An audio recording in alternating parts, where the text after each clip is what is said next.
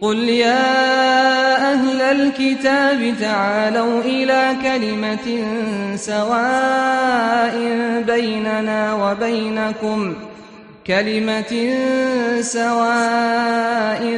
بيننا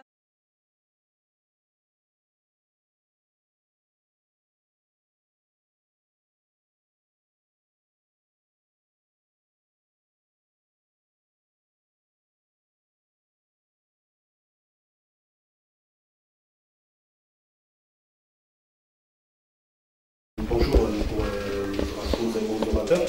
Je suis chrétien et donc j'ai une question à poser à nos amis musulmans. Pour nous les chrétiens, le salut dépend de la mort et de la résurrection de Jésus.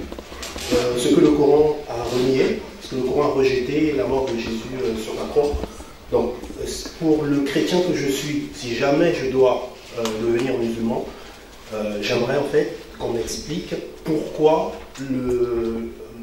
Allah a rejeté la mort de Jésus. Donc pour ça, en fait, je vous demanderai tout simplement, est-ce que vous avez une sourate dans laquelle Allah nous explique, nous dit, nous donne la raison pour laquelle il n'a pas voulu que Jésus meure de la main des Juifs. À savoir que dans la sourate 2, 61 et sourate 2, 87, Allah avait déjà dans le passé autorisé le massacre de certains de ses prophètes. Pourquoi il n'a pas autorisé cela aussi pour Jésus? Merci. Le verset que tu as dit, le verset 61, Allah Azza wa Jalla dit waqatihimul anbiya bighayri haqq. D'accord? Allah subhanahu wa ta'ala, il parle de il blâme donc les enfants d'Israël par rapport au meurtre des prophètes. On est bon?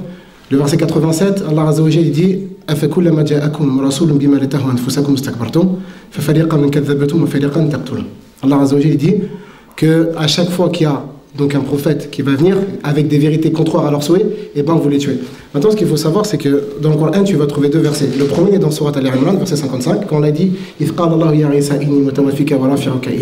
quand Allah a élevé Jésus, et dans la Sourate 4 aussi, où Allah subhanahu wa ta'ala dit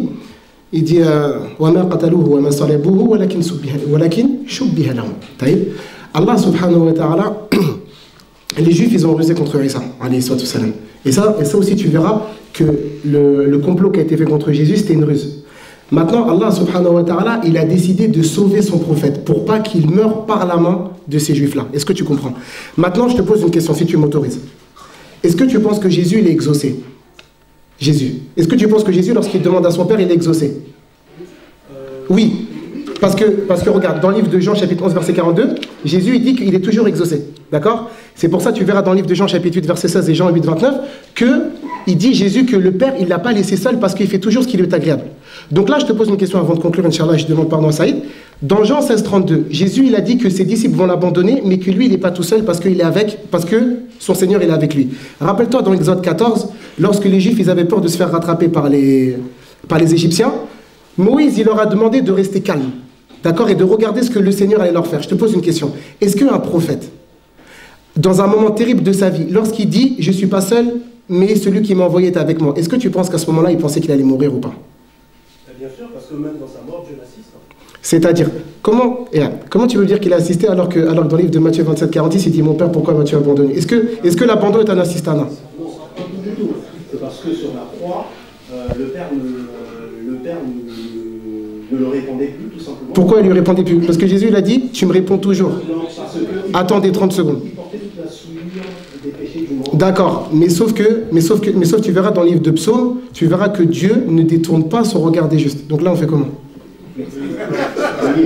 Non, dans les psaumes. Regarde. Après, dans les psaumes, ça n'a rien à voir avec la situation de Jésus. Mais je vous ai demandé en fait une sourate, parce que bon, on va avoir une. Je t'ai donné, tonton, je t'ai dit. Une sourate qui explique pourquoi il n'a pas voulu la mort de Jésus. D'accord. Donc en fait, le truc.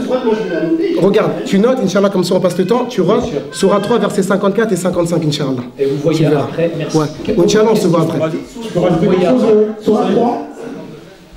Question aux chrétiens maintenant. J'aurais une question pour s'abonner à l'autre pasteur. Donc, vous nous dites que la bonne nouvelle, donc l'évangile en grec, c'est la mort de Jésus.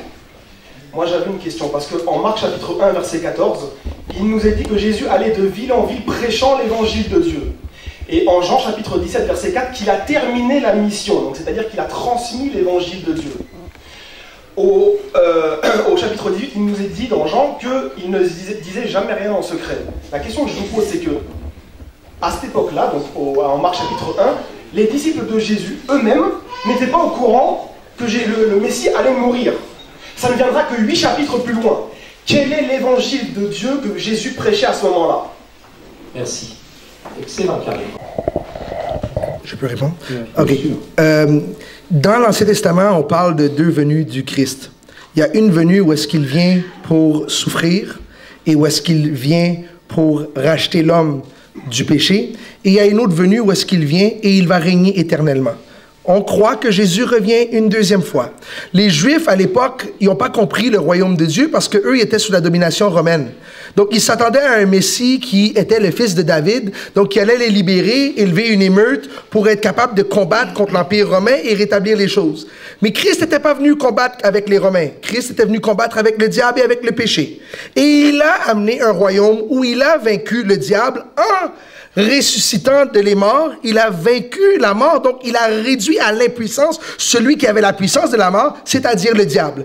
Donc c'est le royaume duquel le Seigneur est venu amener. Et on voit comment il a armé ses serviteurs, parce que jusqu'à l'époque de Jésus, il n'y avait aucun homme qui avait chassé un démon, ni Moïse, ni Daniel, ni David. Aucun homme avait l'autorité sur les démons, parce que l'Esprit de Dieu était plus à l'intérieur d'un homme. Mais quand Christ est venu sur la terre, le Saint-Esprit est venu sur lui. Quand le Saint-Esprit est venu sur lui, le royaume est venu avec l'Esprit de Dieu. Donc quand il va dire, si je chasse les démons par l'Esprit de Dieu, le royaume de Dieu est venu vers vous. Donc c'est ça qu'on parle de royaume que Christ a amené. Il était en train de déplacer les puissances des ténèbres par l'Esprit de Dieu. Et c'est ce royaume-là qu'il était en train de prêcher. Et il a accompli cette œuvre-là. Maintenant, en ce qui a trait à qu'est-ce qu'eux, ils s'attendaient comme juifs, eux, ils s'attendaient à ce que Israël remonte et devienne le Sion de qu'est-ce qu'ils étaient à l'époque. Mais ce n'était pas ça que le Seigneur était venu faire. Donc c'est là qu'il y a eu la confusion.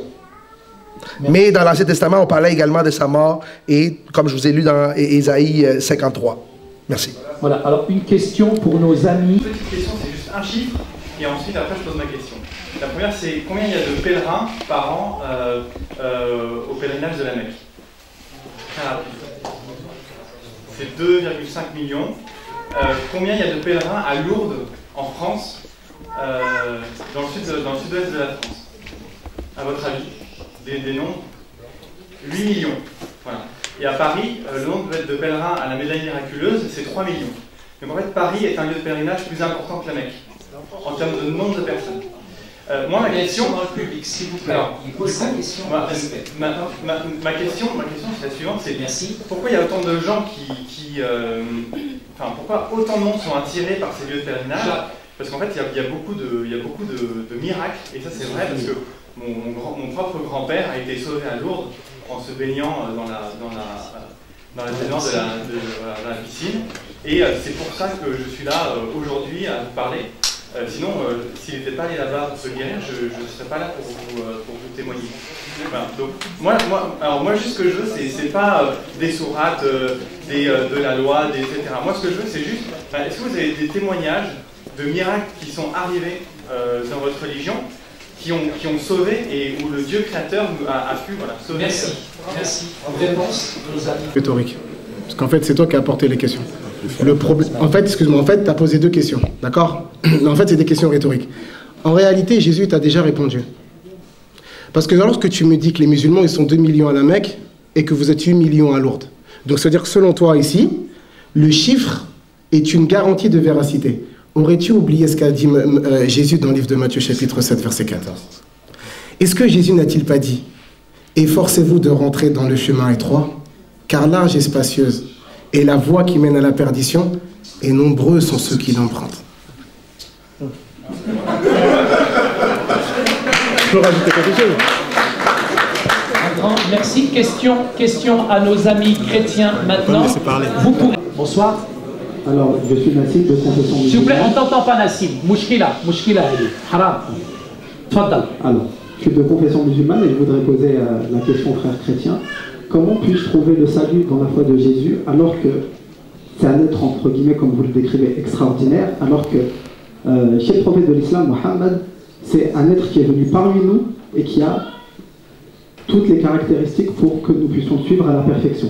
Pourquoi il ne devrait plus suivre Jésus qui est un être à part et que Mohammed est un être qui est venu parmi nous en nous montrant le chemin avec sa clarté. Bravo Ali, 26 secondes, tu fais. La parole de Dieu nous dit que la parole s'est faite chair et elle a demeuré parmi nous. Donc Christ, quand il est venu, il n'était pas ôté de les gens, il était parmi nous. Il a fait tabernacle avec nous. C'était pas comme si il disait aux gens de ne pas s'approcher de lui. Il a vécu, il a montré clairement comment vivre, il a donné ses enseignements. C'est pas comme si il a fait quelque chose qui faisait sortir aux gens qui ne pouvaient pas s'approcher de lui. Et de même, il a ouvert la porte pour que n'importe qui puisse le recevoir. Écoute, même dans la pensée juive à l'époque, ils pensaient que le salut c'était seulement pour les Juifs. Pourtant, c'est Christ lui-même qui va ouvrir la porte puis qui dit « Allez par tout le monde ». Donc, il se met accessible à tout le monde. Jésus est très accessible à n'importe qui. Et ses enseignements, ils sont là. Donc, ce n'est pas une question à penser que c'est plus difficile de recevoir le Seigneur. En plus, qu'est-ce qui est bon, c'est qu'une fois que Christ a été ressuscité et qu'il a été à la droite du Père, la Bible dit qu'il a envoyé son esprit sur la terre. Donc, le Saint-Esprit, il est là. Et à n'importe quel moment, le Saint-Esprit peut nous amener en communion avec lui. Donc, on est plus près de lui qu'on pense. Voilà. Ne pas penser qu'on est plus proche de Mohammed qui est mort. Mohammed, il est mort, son esprit est plus sur la terre. Christ est mort, son esprit maintenant est encore là. Parce qu'il est ressuscité, il est vivant et il est très accessible. Ouais. Un grand... Frandio, chrétien évangélique. Ma question s'adresse aux amis les musulmans. Dans le Coran, il est stipulé que les femmes iront en enfer et les hommes iront au paradis. C'est bon, pas de réaction, vous a dit. Il a le droit de poser sa question. Merci, vas-y. J'aimerais comprendre pourquoi la femme qui est la mère de l'humanité ira en enfer et les hommes iront au paradis. Vous nous aviez dit que le Coran est écrit en arabe. Je suis d'accord avec vous. Vous nous avez dit que dans le Coran, on parle de Jésus. Je suis encore d'accord avec vous. Mais pas tout à fait. La question. Vous savez tout comme moi que Jésus en arabe s'appelle Yeshua. Mais dans le Coran, vous parlez de Issa. Issa c'est une chose, Yeshua c'est une autre. C'est ma deuxième question. Merci. Merci beaucoup. Excellent, bravo. Donc, en fait, tonton, je vais te répondre avec tout le respect que je te dois, avec le passage de Proverbes chapitre 19, verset numéro 2, le manque de science n'est bon pour personne. Le manque de science n'est bon pour personne. Osée 4.6, mon peuple se perd par manque de connaissances. Donc là, en fait, tu te perds par manque de connaissances. Lorsque tu m'as cité que la femme va en enfer dans le Coran, où est-ce que tu as lu ça? Attends, ne bougez pas. Non, ouais. Attends. S'il vous plaît, s'il vous plaît. Attends. Regarde. Où est-ce que tu as lu ça? Non, juste, dis-moi où est-ce que tu as lu ça. N'interpelle pas, vas-y. D'accord, regarde. Maintenant, je vais t'aider. Regarde. Je te dis, dans la sourate 16, verset 97, quiconque mâle ou femelle fait une bonne œuvre tout en étant croyant, nous... Donc le verset 97 de la sourate 16, quiconque mâle ou femelle fait une bonne œuvre tout en étant croyant, nous le ferons vivre une bonne vie et nous les récompenserons certes en fonction des meilleures de leurs actions.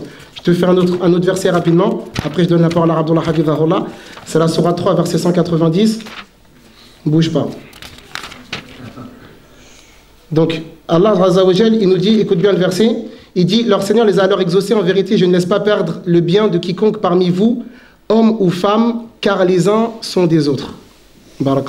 Moi je finis juste avec un hadith où en fait il y a une vieille dame qui est venue voir le prophète sallallahu alayhi wa sallam et il lui a dit est-ce que je vais aller au paradis, et il a dit les vieilles femmes ne rentrent pas au paradis. Alors elle était attristée, mais il lui a dit quoi? Il a dit c'est seules les personnes jeunes qui rentrent au paradis. Il lui a dit que tu deviendras jeune. La preuve elle est là. Donc non seulement les femmes vont au paradis, mais elles retrouveront toute leur beauté si certaines ont ridé. Voilà. Merci. On n'est pas obligé d'applaudir les femmes, hein. C'est bon, on a compris. Donc, question maintenant aux amis chrétiens. Andoche, on se réveille, on donne s'il te plaît, rapidement le micro. La question est aux chrétiens. Merci, lève-toi s'il te plaît. Question pour le pasteur Yamateo, en fait. Et puis il a expliqué le fonctionnement du temple, en fait, par rapport au sacrifice, et qui serait une sorte de type du sacrifice de Jésus, et que le sang serait obligatoire. Est-ce que vous pouvez m'expliquer pourquoi dans Lévitique, au chapitre 5, au verset 11, on peut remplacer le sang des animaux par simplement de la fleur de farine? Un grand merci, mon frère. Tu peux prendre place. Le livre de Lévitique, les 7 premiers chapitres parlent de plusieurs différentes offrandes.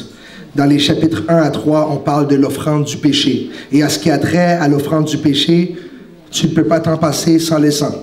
Et c'est concernant le péché qu'on était en train de discuter ici. Maintenant, Parlant du sacrifice de Christ, puisque tu ouvres la porte par rapport à ça, Christ n'est pas simplement notre sacrifice pour le péché, il est également notre holocauste, qui veut dire c'est le sacrifice qui nous donne accès à louer Dieu. Il est également le sacrifice qui amène la paix, dont la référence que vous référez dans le chapitre 5 de Lévitique, où est-ce que c'est une offrande qui amène la paix. Donc Christ est également l'offrande qui nous donne la paix. Il est l'offrande qui nous nettoie de les péchés. Il accomplit plusieurs différentes offrandes. Mais à ce qui a trait au péché, le chapitre, à ce qui a trait au péché, c'est avec le versement du sang que ça se fait. S'il vous plaît, non, ne réagis pas, frère. Frère, ne réagis pas. Laisse-lui ses réponses, s'il te plaît. Vous verrez après, vous pouvez vous bagarrer là-bas. Lui, c'est du sirop d'arabe, tu vas voir. Du sirop d'érable, pardon. Est-ce que tu veux rajouter quelque chose? C'est bon, c'est bon. 4 heures de débat, je suis fatigué. Vas-y, évangile. Tu as fini. C'est correct. C'est correct? Ouais. Très bien, frère Moussa. Le sacrifice de Christ, lui, il était en même temps le souverain sacrificateur et le sacrifice de l'Holocauste en même temps. Parce que c'est lui qui a apporté son propre sang. Alors que on emportait le sang des animaux au sacrificateur, au souverain sacrificateur. Mais lui, il est le souverain sacrificateur et il s'est laissé crucifier pour être aussi le sacrifice parfait. Merci infiniment. Autre question. Vous dites que, tout à l'heure, vous avez dit que Mohamed intercéderait pour les morts, pour les défendre auprès d'Allah.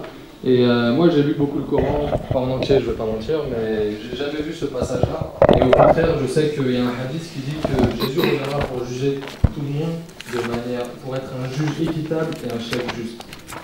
Donc, j'ai une deuxième petite question aussi sur l'annonce de la soi-disant annonce de Jésus, de Mohamed par Jésus, quand il parle de l'Esprit Saint, du Consolateur, du Paraclétos. Donc on nous dit souvent que c'est rapporté à Mohamed, alors qu'en fait, moi j'ai lu une étude qui disait que si Jésus avait connu Mohamed, il aurait dit que nos dieux ne sont pas du tout les mêmes, parce qu'on a un exemple dans le Coran qui dit que Dieu égare qui il veut, et qu'il a fait, il dit que quiconque s'aveugle et s'écarte, nous lui désignons un diable qui devient son compagnon inséparable. Il, en parlant des diables, détourne certes du droit chemin, tandis que ceux-ci s'estiment être bien guidés. Donc on nous dit qu'Allah remplit la GN, donc l'enfer, par les djinns et par les hommes. Donc comment Jésus et Mohamed peuvent avoir le même Dieu? Merci. Réponse? Bon, on va couper la réponse en deux parce que je vais répondre, ce que je vais laisser à mon frère. Ce que je te propose, c'est que tu reviennes me voir tout à l'heure. Parce que le verset que tu as cité tout à l'heure, il vient dans la sourate 7, verset 179, dans la sourate 32, verset 13, ce que tu as dit. Maintenant, en fait, il faut que tu comprennes que la guidée dans le Coran, elle a plusieurs sens, ce qu'on va t'apprendre tout à l'heure, Inch'Allah. Quand je vais terminer, je vais te donner le verset dans la sourate Al-Isra, verset dans la sourate 17, qui prouve l'intercession du prophète sallam. Je pense que tu ne l'as pas lu. En fait, déjà, ce que tu as demandé par rapport à Jésus juste, c'est sur terre, c'est pas dans l'au-delà. C'est sur terre. Dans Matthieu chapitre 20, verset 23, Jésus, ses meilleurs disciples, Jacques et Jean, il a dit, cela ne m'appartient pas, appartient au Père. Il n'est pas juge. Ça veut dire là, il ne juge pas sur cette affaire-là. Ce que tu nous as dit, c'est sur terre. Le prophète, oui, mais le retour, c'est sur terre aussi également. Mais le prophète sallam, lui, c'est dans l'au-delà. Elle est là la différence. Ça n'a rien à voir. Merci infiniment. Abdallah, question maintenant aux amis chrétiens, maintenant très rapidement. Bon, c'est fait, c'est déjà rien. En fait, j'aimerais poser une question au pasteur. Vous nous expliquez. Il y en a deux. Lequel? De toute façon, les deux. Ouais, merci. Super. Vous nous expliquez que le salut passe en croyant à la mort de Jésus sur la croix, grâce à la résurrection. J'ai une question. Tous les êtres humains, depuis Adam, qui ont vécu, comment ils sont sauvés? Ils ne peuvent pas croire en la mort de Jésus, parce que Jésus n'était pas encore venu. Donc, où sont-ils? Sont-ils en enfer éternellement? Un Pierre 3, 18. Pas eu la possibilité de se sauver. J'attends votre réponse. Merci beaucoup, mon petit frère. Mon ami et frère, 1 Pierre 3, 18 dit « Christ a souffert une seule fois pour le péché, lui juste pour des injustes, afin de nous amener à Dieu. Il a été mis à mort quant à la chair, mais rendu vivant quant à l'esprit, dans lequel aussi il allait prêcher aux esprits en prison, qui autrefois avait été rebelle lorsque la patience de Dieu était... Voilà. Juste, la patience de Dieu était... comment dire... La patience de Dieu était en effet au temps de Noé. Ça veut dire que Christ, il a souffert une seule fois. La fois où il a été crucifié sur la croix. Et il est sorti d'entre les morts. Mais pendant les 3 jours qu'il était mort, il a eu l'occasion. La venue de Christ, le salut se trouvait dans la foi, dans la promesse. Donc, tous ceux qui étaient avant savaient qu'un Messie était en train de venir. Donc, ceux qui sont morts, ils sont morts avec l'espérance. Et effectivement, comme Pasteur était en train d'expliquer, quand Christ est mort, il a été libéré, ces gens-là, de l'emprise de la mort. Un grand merci. Question à nos amis et frères musulmans, maintenant, s'il vous plaît, rapidement, ce sera la dernière question. Monsieur. Bonsoir. Bonsoir à toutes et à tous. J'ai juste une seule question, en fait, qui sera très simple. Et c'est parfait parce que ce sera la dernière question. Donc, d'après ce que nos frères musulmans que j'aime, encore une fois, comme le pasteur ici présent apprécie tous ceux qui sont ici dans la salle, globalement, pour vous, l'évangile qui dit clairement, avec tous les apôtres qui ont ramené le même message, que Jésus-Christ, il est le Seigneur, il est le Sauveur, et que globalement, nul ne vient au Père que par lui. Dans 1 Timothée 2, verset 5, il est écrit « En effet, il y a un seul Dieu, et il y a aussi un seul médiateur entre Dieu et les hommes, un homme, Jésus-Christ. » Donc globalement, aujourd'hui, dans la prière qu'on peut faire, on dit clairement dans l'islam que Dieu n'a pas de fils. Si vous me corrigez si je me trompe. J'étais ancien musulman et aujourd'hui je suis chrétien. Aujourd'hui j'ai trouvé la paix que le monde ne connaît pas. J'ai trouvé la paix que le Seigneur Christ m'a donnée. Quand on parle d'unicité de Dieu, dans le christianisme on parle de Dieu. Question. Donc la question est la suivante. Aujourd'hui, donc clairement, ici, avec cette assemblée qu'il y a ici, donc vous reniez quelque part les Écritures saintes de Dieu. C'est-à-dire que vous dites globalement que ce que Dieu a annoncé à tous ses prophètes et à tous ses messagers est totalement faux. Merci, ils ont bien compris, je pense, un grand merci. Les Juifs n'ont pas compris comme tu l'as compris. Donc ça veut dire que toi-même, tu es en contradiction avec le livre que tu dis. Parce que Jésus aussi a dit, heureux ceux qui procurent la paix, ils seront appelés fils de Dieu. Donc c'est pas dans le sens littéral. C'est pas dans le sens littéral. Et même quand tu dis ça, si heureux ceux qui procurent la paix seront appelés fils de Dieu, ceux qui procurent le mal seront appelés comment? Fils du diable. Certains ont été appelés fils du tonnerre. Est-ce que tu vois un tonnerre et tu vas dire, voilà, eux c'est les fils du tonnerre? Non. Il faut rester dans la terminologie des enfants d'Israël. Mais maintenant, moi, j'aimerais te dire aussi une chose. Si, par exemple, tu veux dire que dans le Coran, il y a certaines choses qui ne se retrouvent pas dans la Bible, tu disqualifies le Coran pour ça, ben moi, je vais dans Jean chapitre 7, verset 38, où Jésus dit, celui qui croit en moi, des fleuves d'eau vive couleront de son sein, comme dit l'Écriture. Or, c'est nulle part. Donc, ça veut dire que tu dois aussi disqualifier le livre de Jean. Dans Matthieu chapitre 21, verset 23, l'auteur dit qu'il sera appelé Nazaréen. Nulle part dans l'Ancien Testament. Tu vas aussi disqualifier le livre de Matthieu. Dans Jacques chapitre 4 verset 6, il est dit quoi? Il est dit que Dieu résiste aux orgueilleux mais il fait grâce aux humbles. Introuvable dans l'Ancien Testament. Tu vas aussi disqualifier le livre de Jacques. Donc comprends que si tu rentres dans cette même méthodologie, tu disqualifies la Bible. La Bible disqualifie la Bible. Faut être clair. Et Proverbe 20:10 nous dit quoi? Le 2 poids 2 mesures est une chose abominable. Et je ne veux pas te voir dans un état abominable. Une dernière question pour nos amis chrétiens et nous passons. Oui, dans la Genèse, Adam et Ève, ils ont péché. Et Dieu a décrété des punitions sur eux, à savoir gagner son pain à la sueur sans froid, et la femme, elle donnera naissance en souffrant. Et maintenant que Jésus a été sacrifié, est-ce que ces choses ont cessé? Ont cessé plutôt. Est-ce que l'homme ne souffre plus, l'homme ne gagne plus son pain à la sueur de son front? Est-ce que la femme ne souffre plus en donnant naissance? Merci. Répondre en 90 secondes, mais je peux dire ceci. Oui. Quand tu reçois Christ dans ta vie et tu reçois le Saint-Esprit, par la foi, on peut commencer à vivre dans une vie qui va au-delà de qu'est-ce qu'on vit dans le aujourd'hui. Comme par exemple, Christ, rempli de l'Esprit de Dieu, il a nourri 5000 personnes avec 2 pains et 5 poissons. Il y a eu plusieurs miracles qui se sont faits au travers de sa vie. Donc, est-ce que les malédictions qui étaient sur l'homme sont encore là? Oui, ils sont là, mais c'est sûr qu'ils sont là. Mais si quelqu'un reçoit Christ dans sa vie, il peut agir sa foi pour briser les malédictions. Voilà, d'accord. Laisse-moi... Oui, continue, tu peux continuer, allez-y. Tu voulais dire quelque chose? Vous avez du temps. Ouais. Oui, le passage qu'il a cité, Genèse 3, 15. Tu sais, il a dit là, la postérité de la femme. Et la postérité là, dans l'hébreu c'est Zara. Ça fait sémence, sperme. Alors que la femme n'a pas de sperme. Ça voudrait dire que l'enfant viendrait pour combattre le diable sans l'aide d'un masculin. Et c'était Jésus qui était annoncé. Donc, avec Jésus dans le cœur, dans ma vie, les choses sont facilitées. Moi, je travaille bien, je suis content, je suis heureux. C'est fini, ça marche. Ça arrange tout avec Jésus. Il n'y a pas de problème. Il n'est pas dit qu'il n'y aura pas de problème, mais il y a toujours une solution avec Jésus. Merci, un grand merci. Donc, nous passons à la conclusion. Nos amis chrétiens avec le micro, vous pouvez reprendre le micro. Vous avez 3 minutes pour les 2 personnes. Conclusion, exprimez-vous, dites ce qu'il y a dans votre cœur. Non, aucune intervention dans le public. Non, je suis vraiment désolé. Je suis vraiment désolé. On vous écoute. Merci. Vas-y en premier, je vais le faire. Non, ma conclusion, c'est que je félicite les jeunes gens, mais je leur conseille d'étudier la Bible. Ne pas extrapoler, ne pas prendre des prétextes. Il a tout mélangé dernièrement quand il répondait aux frères. Là. C'est complètement. Donc, mon fils, je t'exhorte.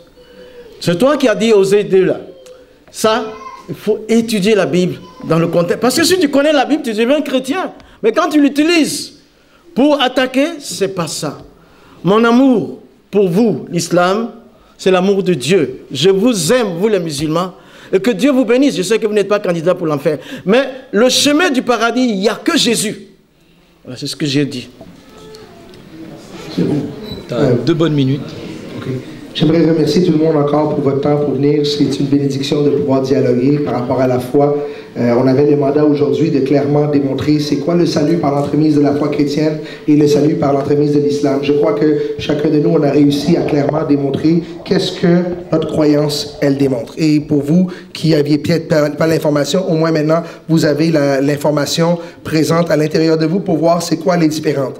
Ce soir, on ne pouvait pas rentrer dans tous les débats. Écoute, on a parlé de la Trinité, ils ont parlé par rapport à Christ, est-ce que le Père, le Fils. Écoute, on aurait pu faire un débat sur la Trinité, on aurait pu faire un débat sur la fiabilité de la parole de Dieu, du Nouveau Testament, de l'Ancien Testament. On aurait pu faire un débat également sur le Coran. On aurait pu faire un débat sur est-ce que Mohammed était un prophète ou non. Il y aurait eu plein de débats qui auraient pu se faire. Mais le mandat ce soir, c'était de parler et d'expliquer quel est le moyen du salut.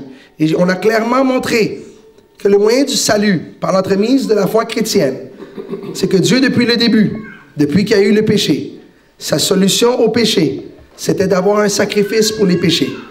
Parce que nous ne pouvons pas porter notre propre péché. On ne peut pas. Et que Dieu a accompli sa promesse en envoyant son Fils unique. Je crois que c'était une preuve d'amour grave de la part de Dieu. Afin que quiconque croit en lui ne périsse point et qu'il ait la vie éternelle. Personnellement, j'étais athée jusqu'à l'âge de 18 ans. Je ne croyais pas en Dieu. Je sors d'un arrière-plan de fou. Et je vivais dans une médiocrité et je vivais dans une souffrance grave. Ça va faire 20 ans maintenant que je sers le Seigneur. Dieu, j'étais quelqu'un qui bégayait, je ne bégaye plus. J'étais quelqu'un qui était dépendant, je ne suis plus dépendant. Dieu a complètement transformé ma vie. Je n'avais pas de relation avec mon père, Dieu a restauré ma relation avec mon père et avec ma mère. Le salut, quand il est venu par moi, il a passé dans toute la famille.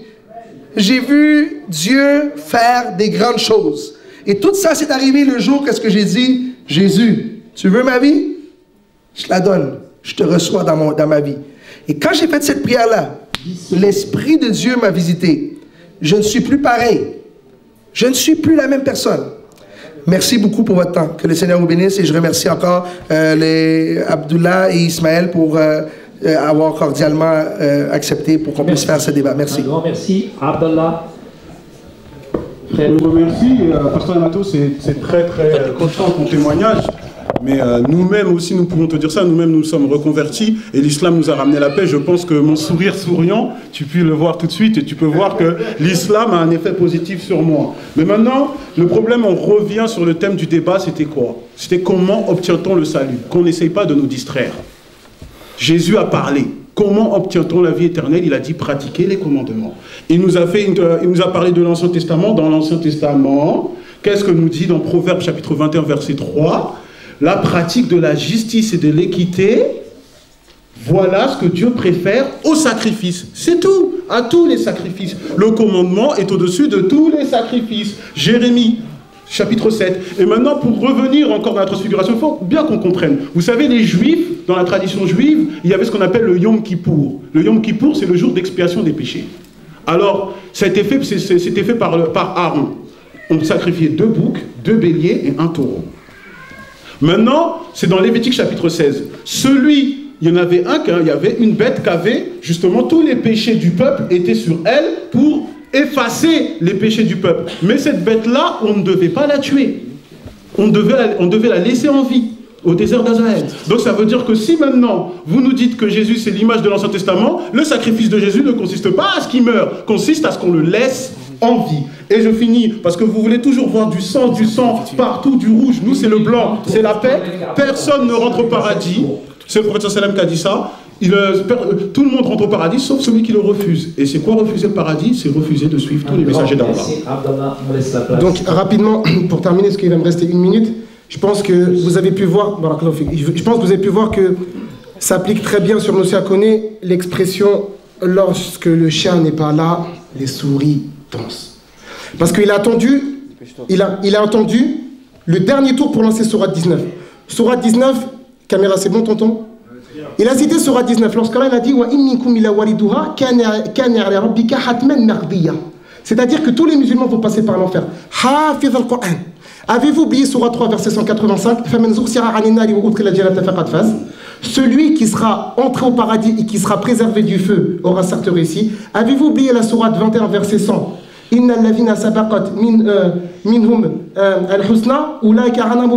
Que ceux qui ont la belle promesse, ils seront éloignés de l'enfer. Sourate 40 verset 56, Sourate 52 verset 17, qu'il y a des gens qui seront préservés de l'enfer. Sourate 66,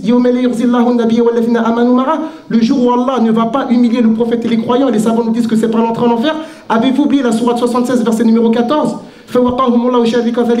qu'Allah va les préserver contre le mal du jour du jugement. Avez-vous oublié la sourate 92 verset numéro 10 et 12? Que le pieux n'entrera pas en enfer. C'est pour ça que si vous voyez bien, je termine sur ça, excuse-moi Saïd, qu'il a fait beaucoup de témoignages sur le Coran et nous a demandé de venir. On est là. Et il a jamais repris le défi de nous montrer qu'il était imam. S'il a peur de le faire devant les caméras, on coupe la caméra et on peut débattre lui et moi. Barakallahu fikum. Frère Ismaël. L'autre fille, un petit mot quand même pour le public. Merci. Non, vas-y. Non, c'est moi l'organisateur. C'est moi l'organisateur, donc tu... Bon, il faut un autre médiateur. On est médiateur, mais là, on a besoin d'avoir un médiateur entre tous les deux. Donc, comment on va faire, tu vas voir. S'il te plaît. Bah écoutez, on arrive à la fin. Donc, on remercie déjà tout le monde d'être venu. Maintenant, ce que je trouve un peu vraiment triste, je vais vous parler sincèrement, c'est que on est toujours un peu fiers. Ça veut dire que je peux comprendre que ces deux personnes sont là en train de se boxer, mais nous on est là, on veut vraiment la vérité. Nous on s'en fout. Nous on est fatigués, on a des épreuves, des fois on ne sait plus où aller, on ne sait plus c'est qui, les musulmans, les chrétiens, les juifs, les bouddhistes, on sait plus, on n'arrive plus à trouver l'amour. Quand on a un bon salaire, on dit qu'on aura l'argent, on sera heureux. Une fois qu'on a l'argent, on n'est pas heureux. On dit c'est la femme, une fois qu'on a la femme, on n'est toujours pas heureux. Pareil pour le mari, on n'est toujours pas heureux. Hein, pas se mentir à nous-mêmes. Hein, la seule chose qui nous reste, c'est de trouver vraiment la vérité. Mais nous les Français, on est un peu peureux, on a peur du changement. Et oui, il faut dire ce qu'il y a, on a peur du changement. Et on a un peu trop peur. L'autre fille, président. Donc voilà, sincèrement voilà, merci, réfléchissez, prenez un peu de recul vraiment, prenez vraiment un peu de recul, enlevez vraiment cette petite fierté qu'on a eue aujourd'hui, rentrez à la maison, réfléchissez vraiment sur tout ce qui a été dit et vraiment pensez vraiment à ce que vous êtes vraiment dans la vérité ou pas. Et si vous l'êtes pas, alors faites des recherches et n'ayez pas peur du changement. Le changement il n'a jamais tué, il n'a rendu que plus fort. Merci beaucoup l'autre fille pour tes paroles de sagesse, un grand merci, s'il vous plaît. Je tiens à vous dire qu'on est dans des temps qui sont extraordinaires. De pouvoir nous exprimer très honnêtement comme on le fait aujourd'hui, librement, il n'y en a pas beaucoup qui le font. Et je tiens sincèrement à remercier le collectif El Hanafi. la sagesse, la douceur, la gentillesse du frère Ismaël et de Abdallah. Mais avant eux, il y a aussi dans le collectif des gens extraordinaires que je veux saluer, comme notre frère Salik qui est ici, qui est humble et discret.